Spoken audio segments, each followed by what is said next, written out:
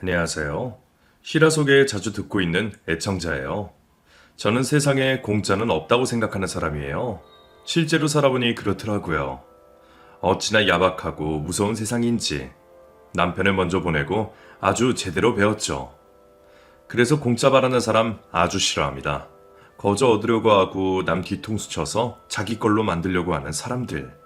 치를 떨 정도로 싫어해요.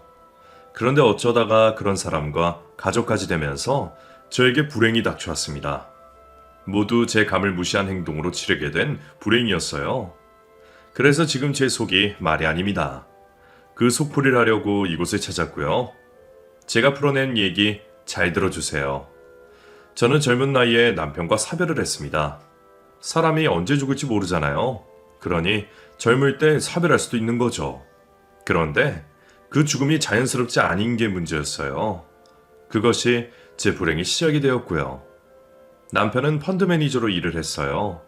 당시에는 돈을 참 많이 벌 수 있는 직업이었는데 그게 또 자칫하면 떼돈을 잃는 일이라 스트레스가 심한 일이었어요.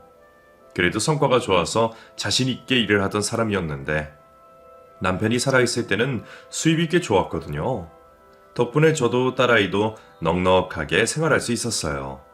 그런데 IMF가 오면서 막대한 손실을 보게 되었고 그 일을 비관한 남편은 저와 딸아이를 두고 자살을 선택했습니다. 아직도 이해가 되지 않아요. 왜 그 지경이 되도록 나한테 상의 한마디를 안 했는지, 왜 한 번도 우리를 생각하지 않았는지 너무 무책임한 사람이었어요. 자기밖에 모르는 그런 사람이죠. 이미 죽은 사람 욕해서 뭐 하겠느냐마는 그때 남편이 먼저 가고 나서 남은 저는 정말 감당하기 어려운 것들로 너무 힘든 시간을 보내야 했어요. 워낙 투자금을 크게 잃은 상황이라 손해본 사람들이 저희 집에 계속 찾아오고 그 일로 사람이 죽은 건 아무것도 아니더라고요. 조금이라도 손해본 돈을 회수하려고 혈안이 된 사람들이 너무나 무서웠어요. 그 상황에 저희를 보호해줄 것은 아무것도 없었고요. 남편의 장례식이 끝나자마자 상황을 수습하기에 정신이 없었고 집에서 아이 키우며 살림만 했던 제가 해결하기에 너무나 큰일이었어요. 믿을 만한 사람들이 없더라고요. 그렇게 할 수 있는 대로 뒷수습을 하고 나니 저와 딸에게 남은 것은 현금 300만 원이 다였어요. 그것도 겨우 건진 돈이었죠. 살던 집도 넘어가고 가진 것도 없이 앞으로의 생계까지 모두 제가 짊어져야 하는 상황에 시부모님마저 저희를 외면하셨어요. 우리 동훈이가 얼마나 외로웠으면 이렇게 혼자 죽어. 네가 집에서 애를 얼마나 몰아세웠으면. 아니에요, 어머님. 그건 오해세요. 아니긴 뭐가 아니냐. 오죽했으면 처자식을 두고 죽었을까. 나는 너 보고 못 산다. 그러니 우리한테 연락하지 마. 시어머님은 아들을 잃은 것을 책임질 누군가가 필요하셨던 것 같아요. 그 모든 화살이 저에게로 쏟아졌고 매정하게 친손녀까지 외면하시더라고요. 물론 자식 잃은 슬픔이 감당하기 어려우셨겠지만 그게 왜 모두 제 탓인 건지 이해할 수 없었고 이해하고 싶지도 않았어요. 친정 부모님도 사고로 어렸을 때 돌아가신 터라 의지할 곳이 없던 저는 오롯이 혼자서 그 상황을 감당해야 했어요. 저는 딸과 함께 지방으로 내려갔습니다. 그리고 아무도 모르는 곳에 작은 쪽방 하나 구해서 자리 잡았어요. 너무나 막막했던 그 시절. 다시 생각해도 절대로 돌아가고 싶지 않은 그 순간을 정말 딸아이를 보면서 견뎌냈습니다. 가만히 있다가도 울음이 툭툭 치고 올라왔지만 다 포기하고 싶은 생각이 들어도 아이 얼굴을 바라보며 생각을 돌렸어요. 나는 엄마니까. 엄마니까 다 이겨낼 수 있다며 저 스스로를 다독이고 다독이면서 하루하루를 살았어요. 새로운 곳에 자리는 잡았지만 당장 일할 곳부터 구해야 했어요. 결혼하고 나서는 집에서 살림만 했기에 무슨 일을 해야 하는지 전혀 몰랐지만 근처 시장으로 무조건 나가봤죠. 거기 상가 상인들에게 일일이 사람 구하냐고 물으러 다니다가 중국집에서 주방보조를 구했고 그곳에서 일을 시작했어요. 하루 6시간씩 일을 했는데 그 시간 동안에는 아이가 집에서 혼자 있어야 했어요. 돌봐줄 사람이 없으니까요. 혜인아, 엄마가 올 때까지 문 잠그고 있어야 해. 알았지? 누가 와서 문 열어달라고 해도 절대로 열어주지 마. 엄마, 나 무서운데. 알아. 그런데 어쩔 수 없어. 이제 아빠가 없어서 엄마가 돈 벌어야 하잖아. 알았지? 집에 혼자 있어야 하는 게 무서운 딸은 출근하는 제 바지가랑이 잡고 계속 울어댔어요. 그런 아이를 뿌리치고 집을 나서야 했고 내가 처한 상황이 기가 막혀서 눈물바람으로 출근을 했어요. 막상 출근을 하고 나면 신세 한탄 같은 건 할 겨를이 없었습니다. 점심 장사 준비로 너무나 분주했기에 시키는 일을 정신없이 해야 했거든요. 식당 주방 일은 처음 해본 일이라 실수도 참 많았어요. 살림 경력이 8년이나 됐지만 집에서 하는 것과 업소에서 하는 건 천지 차이더라고요. 아줌마, 일 이렇게 하면 우리도 사정 못 봐줘? 우리는 뭐 땅 파서 장사하는 줄 알아? 돈을 받고 하는 일이면 빠릿빠릿하게 움직여야지. 네, 죄송합니다. 빨리 할게요. 아이고, 속 터져 진짜. 여자 주인이 그렇게 저를 달달 볶았어요. 물론 제가 일을 잘 못해서 그랬던 거겠지만 좋은 소리도 하루 이틀이라는데 매번 못한다고 윽박지르고 그러니 저도 많이 괴롭더라고요. 하지만 어쩌겠어요. 입 꾹 다물고 일할 수밖에요. 그래도 그때 그 일을 하면서 저도 많이 배웠어요. 그동안 남편 그늘 아래 살면서 얼마나 편하게 지냈는지도 알게 됐고요. 먼저 간 사람 원망만 하며 살았는데 고마운 것도 알게 됐죠. 그렇게 하루만 살았어요. 아침에 눈 뜨면 그 하루만 생각하고 살고 그 다음 날에도 그 하루만 생각하면서 살았더니 그냥 사라지더군요. 머릿속에 어떤 희망이나 계획 같은 것 없이 일하고 살자고 그런 날들의 반복이었어요. 그런데 우리나라가 정이 많기도 하지만 매정할 때는 또 가차없잖아요. 남편 없이 산다고 외지인이 딸 하나 데리고 산다고 무시도 많이 당하고 살았어요. 시골 동네에 인심 야박하다지만 그래도 몇 년을 쭉 살면 받아줄 법도 한데 끝까지 외지인 취급에 손가락질을 하더라고요. 혹시나 자기 집 남편이랑 바람이라도 날까봐 수근거리고 챙겨주는 척하면서 따돌림 당하고 그런 경우가 한두 번이 아니었어요. 심지어 밤에 자고 있는데 동네 남자 하나가 쳐들어온 적도 있었어요. 제가 소리를 고래고래 질러서 놀란 남자가 그냥 도망갔기에 망정이지 아니었으면 몹쓸 짓을 당할 뻔도 했습니다. 그 일이 있고부터는 이부자리 손 닿는 곳에 항상 망치를 놓고 살았어요. 집안에서도 마음 편하게 있을 수가 없었죠. 정말 그때를 생각하면 아직도 치가 떨려요. 어떻게 그 시절을 이겨냈는지. 딸이 없었다면 저는 못 이겨냈을 겁니다. 우리 아이가 저를 살린 거나 마찬가지예요. 살지 말지 더 이상 고민하지 않게 되었을 때부터 저는 마음을 새롭게 먹었어요. 더 이상 사람들이 저희 모녀를 만만하게 생각하지 못하게 해야겠다 싶더라고요. 그런 팔자를 고쳐야 하는데 남자 덕 보면서 또 살고 싶진 않았어요.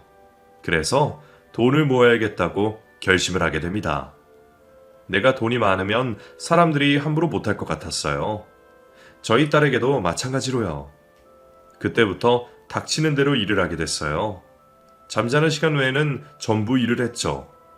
하루 종일 밖에서 일하고 와도 집에서 부업을 했어요. 시간을 정말 허투루 쓰지 않으려고 애를 썼죠. 덕분에 어느 순간부터 돈이 모이기 시작했고 계속해서 돈을 불려나갔어요. 처음에는 진짜 모으기 힘들었는데 몇백만 원이 되자 그 다음부터는 모으기가 재미가 있더라고요. 그래서 안 쓰고 계속 모았어요. 옷도 진짜 안 사입고 두 벌로 번갈아 입으면서 지냈어요. 먹는 것도 딸애 챙겨주는 것 빼고 김치 한 조각에 물 말아 먹고 그랬어요. 제대로 먹는 건 없으면 하루 종일 일을 하니 제 몸은 뼈만 남아 앙상했지만 악으로 참으며 견뎠어요. 그렇게 모은 돈으로 어떻게 하면 더 돈을 불릴 수 있을까 고민을 하다가 우연히 부동산 투자에 대해서 알게 됐어요. 세차장에서 일을 한 적이 있었는데 거기 옆에 바로 부동산이 있었거든요. 그곳 사장님과 인사를 하며 지내다가 우연히 아파트 투자에 대해 듣게 됐고 그날부터 저는 그 부동산으로 매일 찾아갔어요. 사장님, 저 왔어요. 아, 혜인이 엄마 왔어? 아이고, 또 음료수 사왔네. 왜 이리 자꾸? 그냥요. 더운데 시원한 거 드시면서 하세요, 사장님.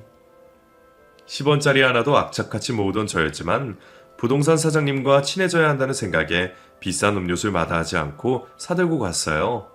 그리고 그곳에서 기동량을 했죠. 하루가 멀다 하고 찾아오는 저를 사장님도 점점 익숙하게 받아주셨고 서로 얘기를 하다가 제 사정을 모두 알게 됐어요.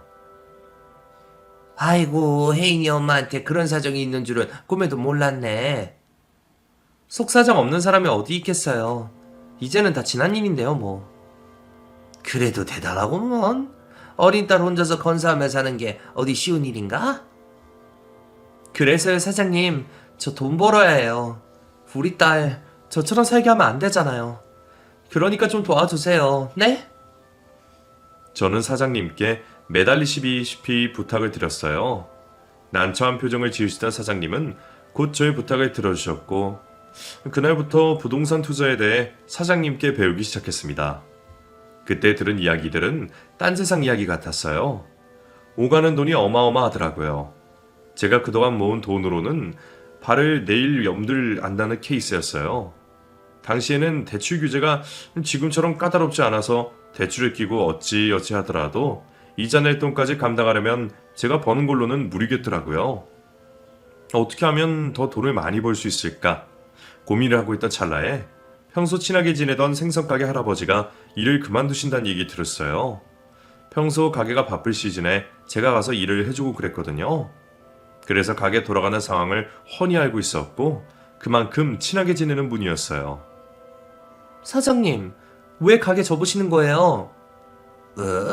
그렇게 됐어. 나 암이래.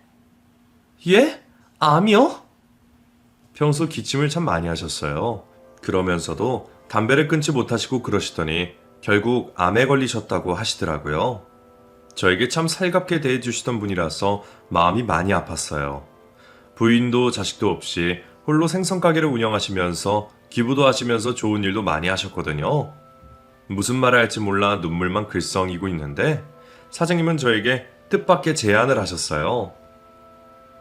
이 가게 혜인 엄마가 맡아 해볼래? 이 시장에서 생선가게 여기밖에 없어. 성실하게만 하면 돈 벌 수 있을 거야. 제가요? 제가 이 가게를요? 저 가게 살 만큼 돈도 없는데요. 얼마 있는데 그것만 주고 가져가. 정말요? 그래 가져가. 사장님은 500만 원에 그 생선가게를 넘겨주셨어요. 권리금 같은 것도 요구하지 않으셨고 생선 공급을 받는 거래처며 납품 거래처까지 싹 다 알려주셨고요. 그간 저를 지켜보시면서 열심히 사는 모습에 그리 마음을 먹으셨다면서 잘 운영해보라고 하셨어요. 사장님께 얼마나 고마웠는지 모릅니다. 남편 말고 어느 누구도 저에게 손 내밀어 주지 않았는데 그래도 악착같이 버티면서 내 나름 열심히 살았더니 이런 기회가 굴러 들어오게 된 거예요. 저는 사장님이 너무 고마워서 몇 번이나 인사를 했어요. 그리고 그날 이후 그분이 돌아가실 때까지 매주 찾아가서 보살펴 드렸고요. 안타깝게도 5년 뒤에 돌아가셨거든요. 자식이 없으셔서 돌아가신 이후의 장례를 제가 직접 다 정리해 드렸고 납고회당까지 모셨죠. 정말 제 아버지 같은 마음으로 챙겨드렸어요. 가게를 인수받고 온 정석을 쏟아 넣었습니다. 시장에서 어느 누구보다 일찍 가게 문을 열고 누구보다 늦게 문을 닫았어요. 그리고 버는 돈 족족이 모아서 부동산 사장님을 찾아갔어요. 어떻게든 아파트 한 채를 사려고 혈안이 되어 있었습니다. 그 생선 가게는 저에게 둘러온 복이었어요. 그리고 그 가게를 디딤돌 삼아 저는 부동산 투자에 모든 것을 쏟아부었고요. 그렇게 20년이 지났습니다. 그러는 사이 저는 아파트가 3채, 상가 건물이 한 채 생겼고 딸도 다 자라서 대학까지 졸업했죠. 정말 치열하게 살아온 세월이었어요. 아끼고 또 아끼며 내 몸 돌보지 않고 살아내 건물주가 될 수 있었으니 얼마나 저 스스로가 대견하겠어요. 그렇게 원하던 것을 이루고 나서 살만해지니 딸아이가 눈에 들어왔습니다. 어릴 때부터 밖으로 돈 벌러 다니느라 제대로 돌봐주지 못한 불쌍한 내 딸. 제가 일을 하러 나가 있으면 혼자 하루 종일 집에 있으면서 때 묻은 곰인형 하나 의지하고 저를 기다리던 착한 내 딸. 이제는 제가 다 이뤄내 딸아이 원하는 건 무엇이든 해줄 수 있는 사람이 되었는데 아이러니하게도 딸은 마음에 병이 생기고 말았어요. 워낙 보살핌을 못 받고 자라서인지 불안증이 심각했어요. 그래서 어디 혼자 가는 걸 극도로 힘들어했고 당연히 성적도 바닥을 기었죠. 대학을 갈 수 있는 정도도 되지 못해 겨우겨우 지방대에 입학해 졸업장만이라도 건질 수 있게 하려고 정말 신경을 많이 썼어요. 하지만 딸은 성적도 대학 졸업장도 관심이 없었습니다. 그러니 제가 얼마나 속이 상했겠어요. 대학에 입학하고는 몇 번의 연애를 했었는데 하나같이 만나는 남자들이 이상했어요.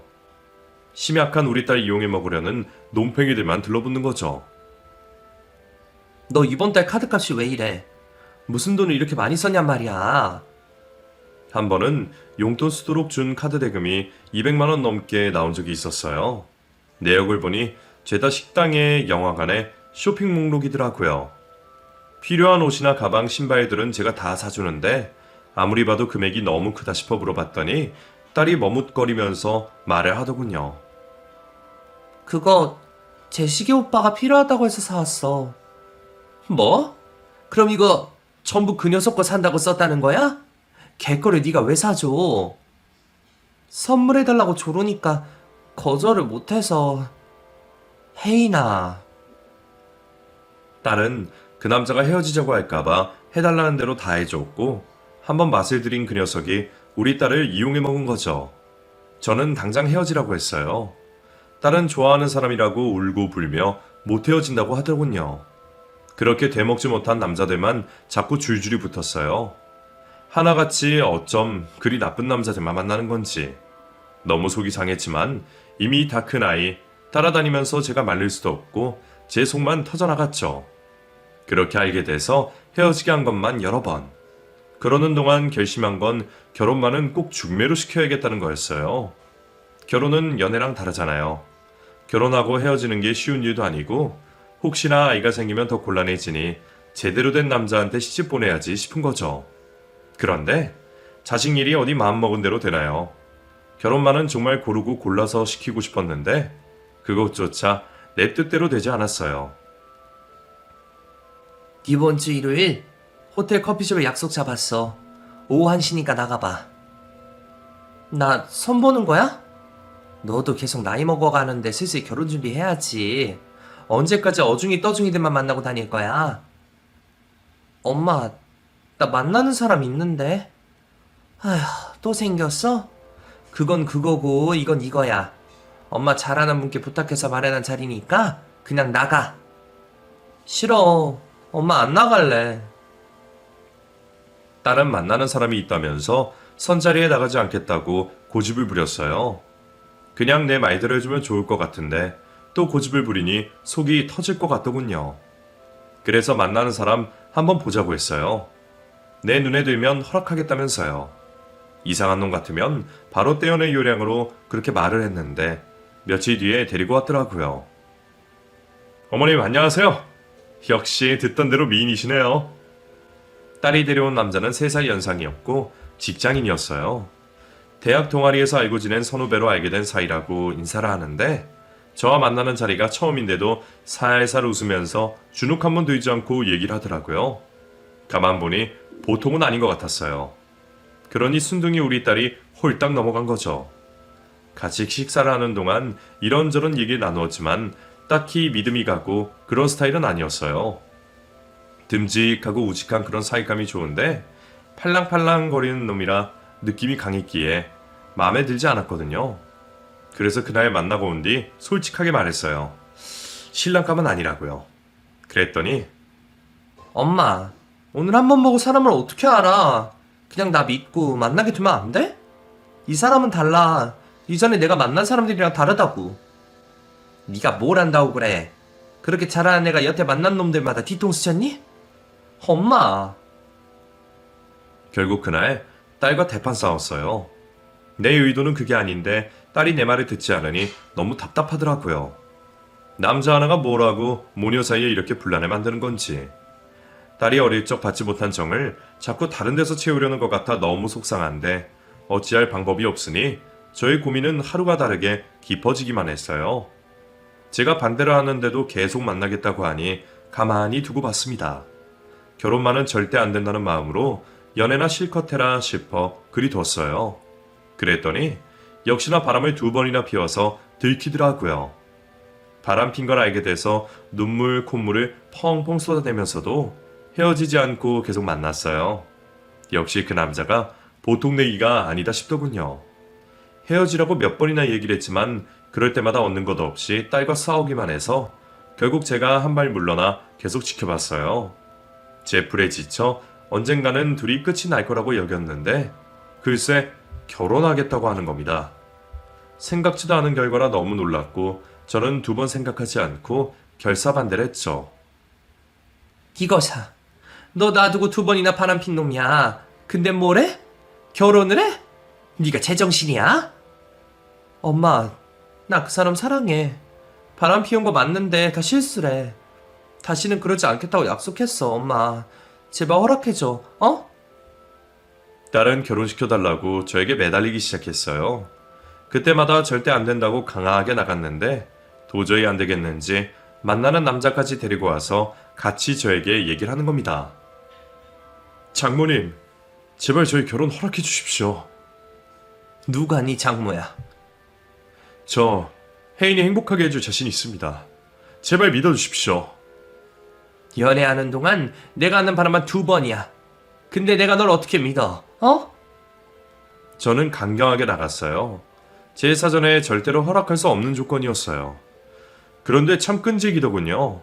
도대체 물러설 기색이 없는 거예요. 거기다 딸까지 합세를 해서 저에게 결혼시켜달라고 하니 당할 재간이 없었어요. 결국 저는 둘의 결혼을 허락하게 되었고 제 본능이 강하게 반대하는 결혼을 시키고 맙니다. 제가 허락을 한 건 모두 딸 때문이었어요. 딸만 마음을 돌리면 자연스럽게 떨어져 나갈 텐데 딸이 오히려 결혼하겠다고 난리를 피우니 어쩔 수가 없더라고요. 막상 허락은 했지만 저는 불안했어요. 그래서 조건을 걸었죠. 혜인이 덕분에 이 결혼하는 거야, 알지? 대신 조건이 있어. 나는 자네 못 믿네. 그러니 나한테 믿음을 줘. 네, 장모님, 뭐든 하겠습니다. 믿어주십시오. 사이될 남자는 자신 있다고 말했고 저는 조건을 걸었어요. 결혼 후 한 번이라도 바람을 피울 시엔 전 재산을 포기하고 위자료 5천만 원을 지급 후 이혼하겠다는 각서를 쓰라고 했죠.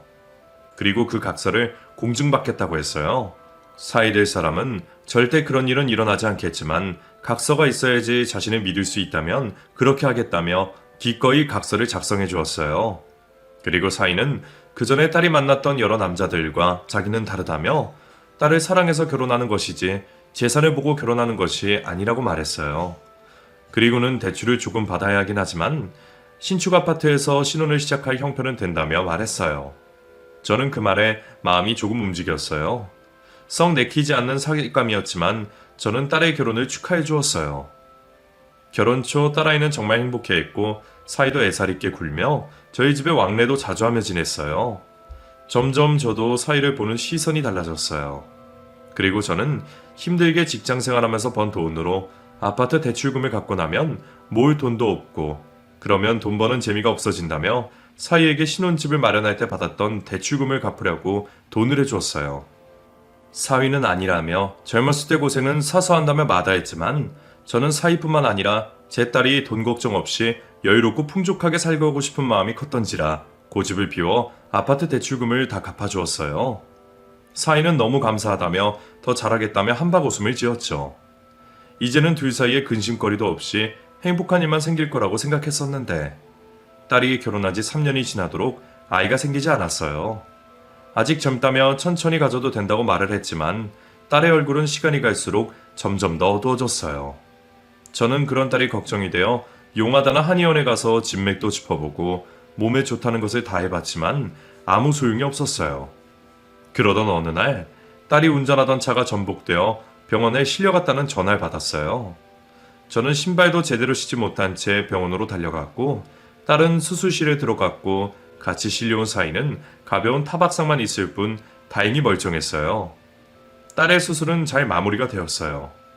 혼수 상태로 온몸에 붕대를 감고 있는 딸의 모습을 보고 저는 다리에 힘이 풀렸어요. 그런 저를 옆에서 사이가 보살펴 주었어요. 며칠째 계속 의심 없는 딸아이 때문에 저와 사이는 병원을 떠나지 못하고 계속 딸의 곁을 지켰어요.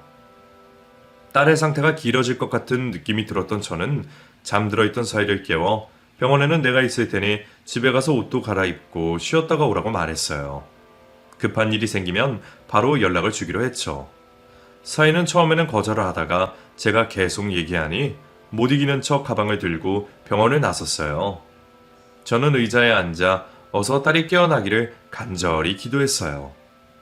그날 저녁 사이는 돌아오지 않았고 그 다음 날도 또 그 다음 날에도 병원에 나타나지 않았어요. 사이가 걱정이 된 저는 사이에게 전화를 걸었어요. 네, 장모님. 그래, 자네 집인가? 요즘 통 병원에 오질 않아서. 네, 안 그래도 연락을 드리려고 했는데 혜인이 곁을 지킨다고 병원에 며칠 있는 동안 회사 업무가 밀려서 이것만 처리하고 가려고 하고 있었어요. 그랬나? 회사에 바쁜데 혜인인 여전하니까 급하게 하지 말고 천천히 일 보게. 네, 금방 해놓고 갈게요. 사이는 바쁜 업무 때문에 오지 못한다고 이야기했지만 저는 왠지 이상한 느낌이 들었어요. 그리고 또 여러 날이 지났고 저는 찝찝한 마음으로 도저히 병원에 있을 수가 없어 딸의 집으로 찾아갔어요. 띵동띵동. 딸의 집 초인종을 눌렀더니 사이가 아닌 낯선 여자가 슬림한 옷차림을 하고서 현관문을 열었어요. 누구세요? 내가 집을 잘못 찾아왔나? 여기 2촌5 아닌가요? 네, 맞아요. 아, 청소 아줌마구나? 들어오세요. 뭐라고? 오늘 청소하러 오신다는 그분 아니세요? 뭐야, 누구 왔어? 낯선 여자 뒤에서 샤워 가운만 입고 따라 나온 사이와 눈이 마주쳤어요. 사이는 저를 보자마자 멈칫하더니 뒷걸음질치기 시작했어요. 저는 현관문 앞에 서 있던 여자를 밀치고서 도망가는 사이를 따라 쫓아 들어가 사이의 뒷덜미를 낚아챘어요. 제가 뒷덜미를 낚아채는 바람에 사이는 뒤로 미끌려서 엉덩방아를 찌으며 넘어졌고 사태를 파악한 사이는 그제서야 바닥에 무릎을 꿇고 손이 발이 되게 싹싹 빌기 시작했어요. 뒤따라온 여자가 사이의 목덜미를 잡고 있던 저의 손을 잡아 떨어뜨리며 저에게 소리 지르기 시작했어요. 이거 나요. 누구신데 이러는 거예요? 오빠 아는 사람이야? 오빠? 이 사람이 당신 오빠야? 네, 우리 오빠예요. 아줌마 누구길래 남의 집에 와서 이 난리예요? 나? 네 오빠 장모 되는 사람이다. 네? 너 누구야? 누군데 남의 집에 들어왔어? 이것들이 여기가 어디라고? 여기서 이치랄 애들이야? 저는 뒤따라온 여자가 사이의 내연녀인 걸 알아차렸어요. 제 딸은 지금 병원에서 생사를 오가며 언제 깨어날지도 모르는 상태로 힘겹게 이겨내고 있는데 사이라는 작자는 딴 년이랑 바람을 피우고 있었다니. 그것도 두 눈 시퍼렇게 뜨고 있는 제 딸의 집에서. 저는 도저히 화를 주체할 수가 없었어요. 속에서 천불이 나서 몸을 가만히 두고 있을 수가 없었어요. 저는 바락바락 소리 지르다가 주방으로 가 그릇, 물컵, 가릴 것도 없이 눈앞에 보이는 것들은 모두 다 바닥으로 던져버렸어요. 놀란 내연녀가 가방을 들고 나가려는 걸 쫓아가서 그년의 머리끄댕이를 붙잡아 사이의 옆에다가 꿇어앉혔어요. 매섭게 씩씩거리며 내려다보고 있는 저를 보고 둘은 안절부절하지 못했어요. 둘 앞으로 저는 식탁의자 하나를 끌고 와서 자리에 앉았어요. 그리고 그들의 대화를 동영상으로 촬영했어요. 증거물로 남기기 위해서였죠. 너네 둘 언제부터야? 그게 똑바로만 안 해? 언제부터야? 두어 달 됐어요. 두어 달? 혜인이도 이 사실을 알아? 아니요. 혜인이는 이 사실을 몰라요. 그래? 그럼 오늘 있었던 일은 절대로 발설하지 말고 혜인이랑 당장 이혼해. 장모님, 이번이 처음이자 마지막 실수예요. 장모님만 눈 딱 감아주시면 제가 뭐든지 하라는 대로 다 할게요. 저는 싫다고 계속 그러는데 이게 자꾸 불러오는 바람에 제가 확실하게 정리할게요. 네? 이번 한 번만 눈 딱 감아주세요. 혜인이 지금 몸도 힘든데 마음까지 힘들게 할 수는 없잖아요. 어디서 내 딸 걱정을 해. 그걸 아는 사람이 이런 짓을 하냐고. 정말 저는 아무 잘못 없어요. 저는 안 된다고 밀어냈는데 장모님도 아시잖아요. 철벽처럼 막아서는데도 여우가 꼬리치면서 자꾸 다가오는데 어느 누가 가만히 있겠어요. 정말 이건 제 실수예요. 확실하게 밀어냈어야 했는데 질질 끌려다니다가. 장모님, 저 정말 혜인이 사랑해요. 저한테는 혜인이밖에 없어요. 이 오빠 진짜 어이없다. 사랑? 나라로 와이프 돈 보고 결혼한 거라 사랑이고 뭐고 없다며? 마누라가 홀딱 벗고 있어도 아무 감정이 없다고 그랬잖아. 그 사랑 나한테서 느낀다며. 이 오빠 정말 어이없네. 야, 이 미친년아. 내가 언제 그랬어? 뭐? 미친년? 이 새끼야 말 다 했어? 너 내가 증인되려도 이딴 소리 하는지 볼까? 사이는 내연녀의 말에 당황한 듯 헛소리하지 말라며 내연녀의 뺨을 때렸고, 내연녀도 한 성가라 하는지 사이의 뺨을 똑같이 때렸어요. 씩씩대는 둘의 모습을 보고 있는 저는 참 가관도 아니었어요. 저런 걸 믿고 내 딸과 결혼을 시켰다니. 제 눈을 제가 찌른 거죠.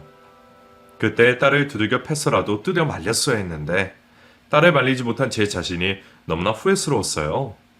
저는 둘의 이야기를 듣고 있으니 살인을 저지를 것 같은 충동을 느꼈어요. 아마 그때 전화가 울리지 않았더라면 저는 아마 그 둘을 어떻게 했을 거예요. 제게 걸려온 전화는 딸이 있는 병원이었어요. 딸이 의식을 찾았다는 소식이었어요. 저는 벌렁거리는 심장을 부여잡고 불이 나게 병원으로 달려갔어요. 병실에 들어선 순간 침대에 누워있던 딸은 저를 쳐다보고 있었어요. 저는 가슴이 벅차올라 눈물이 주체할 수 없을 만큼 흘렀어요. 딸에게 달려가 딸을 껴안고 딸의 얼굴을 감싸 안으며 엉엉 울었어요. 괜찮아? 엄마 알아보겠어? 엄마 걱정 많이 했지. 나 언제부터 이러고 있었던 거야? 꽤 됐어. 이거 사. 나는 네가 못 일어날까봐 얼마나 노심초사했는데. 암만 내가 엄마 혼자 들고 어딜 가겠어. 그래. 엄마 혼자 두고 가래가 아니지. 하나님 아버지 감사합니다. 그동안 나 때문에 고생 많이 했지. 아니야, 나보다는 네가 고생이 더 많았지. 장하다 혜인아. 엄마, 근데 이 사람은 어디 있어? 누구? 아, 너랑 같이 사고 나고 다행인 건지 아닌 건지 너만 많이 다치고 그놈은 멀쩡해. 지금 어디 있어? 지금까지 너 깨어가는 거 지켜보고 있다가 옷 갈아입는다고 집에 잠깐 다녀온다고 갔어. 저는 사이가 바람이 났다는 것을 차마 딸아이에게 말하지 못했어요. 간신히 깨어난 딸아이가 혹시나 충격을 받아 또다시 쓰러질까봐 말을 할 수가 없었어요. 제가 딸아이를 안쓰럽게 쳐다보고 있을 때 병실문을 열고 헐레벌떡 사이가 들어왔어요. 아까 딸의 집에 있을 때 병원 전화를 받았던 터라 딸이 깨어났다는 소리 듣고선 병원에 온 거였어요. 저는 사이의 얼굴도 쳐다보기도 싫었지만 아무것도 모르는 딸을 위해서 아무 일도 없었던 것처럼 행동했어요. 사이는 딸의 곁으로 다가와서 딸의 손을 잡았어요. 딸은 가만히 있다가 둘이 할 이야기가 있으니 저더러 잠깐 자리 비켜달라고 말했어요. 저는 딸의 말에 병실 밖에서 잠시 기다렸어요. 그리고 얼마 뒤 사이가 고개를 떨군 채 나왔어요. 저는 나가는 사이를 보고 병실 안으로 들어갔고 울고 있는 딸을 발견했어요. 무슨 일이야? 무슨 일 있었어? 아니야, 아무것도. 아니긴 뭐가 아니야. 저 새끼가 뭐라고 그래? 뭐라고 그랬길래 네가 울고 있어? 엄마, 나 이혼할래. 어? 저는 겨우 의식을 차린 딸아이의 입에서 먼저 이혼한다는 말이 나오자 저는 말문이 막혔어요. 이게 무슨 일이지? 혹시 사이가 딸에게 나에게 바람 피는 현장을 들켰다는 것을 이야기를 했나? 그것 때문에 이야기한다고 하는 건가, 이혼을? 저는 이리저리 머리를 굴렸어요. 너 저 자식한테 이야기 들은 거야? 엄마, 저 자식이 그러든? 자기 바람난 거 나한테 들켰다고? 썩을. 아까 내가 두 년 놈들 머리를 다 쥐어 뜯어놨어야 했는데. 어떻게 너한테 이런 일이 생기니? 어떻게? 내가 정말 너무 분해서. 엄마도 알고 계셨던 거야? 아까 너네 집에 갔다가 내 두 눈으로 똑똑히 봤지. 내가 너한테는 절대로 말하지 말라고 말했건만 그것조차도 홀라당 다 이야기하고 간 거야? 정말 너 생각은 하나도 안 하는구나. 네가 알면 충격받을 거 뻔히 알면서 어떻게 그 얘기를 하고 가. 내가 당장 이것을. 아니야, 엄마. 나 안지 조금 됐어. 뭐? 알고 있었다고? 그러다 이 사고도 났고. 그게 무슨 말이니?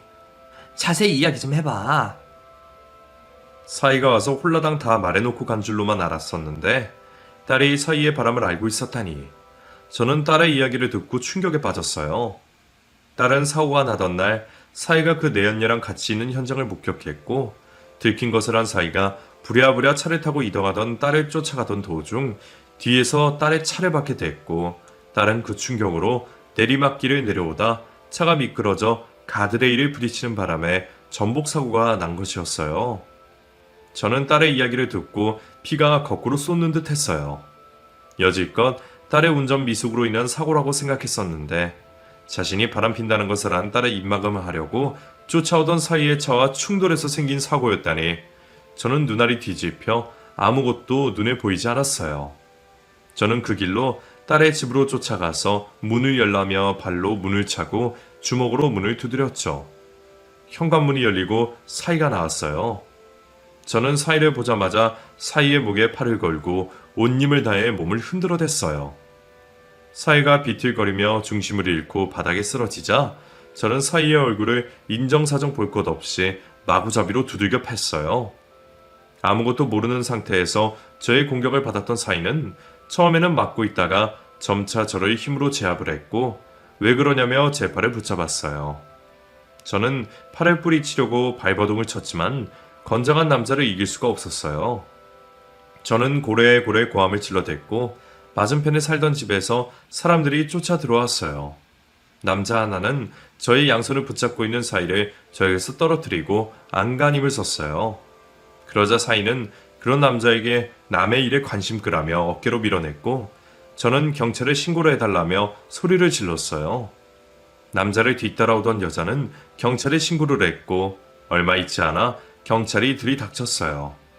사이는 경찰을 보자 장모님이 화가 나셨는지 무작정 달라붙어서 방어를 했었다며 아무 문제 없다며 흔히 있는 가정사라고 경찰들을 돌려보내려 했어요. 저는 경찰에게 이 사람이 내 딸을 죽일 뻔한 사람이라며 경찰서에 데리고 가야 한다며 고함을 질러댔어요. 제 말을 들은 경찰은 경찰서에 가서 자세한 이야기를 하자며 우리 둘을 데리고 갔어요. 저는 변호사를 사서 사이를 형사소송과 이혼소송으로 걸었어요.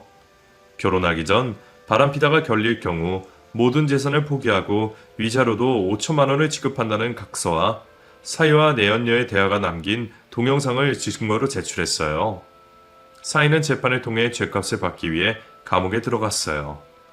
딸은 지금껏 자신의 돈을 보고 접근했던 다른 남자들과 다를 거라고 생각했던 사이에게마저도 배신과 버림을 받게 되자 심한 충격을 받았고 정신과 치료를 받으며 심신의 안정을 찾으려고 노력했어요.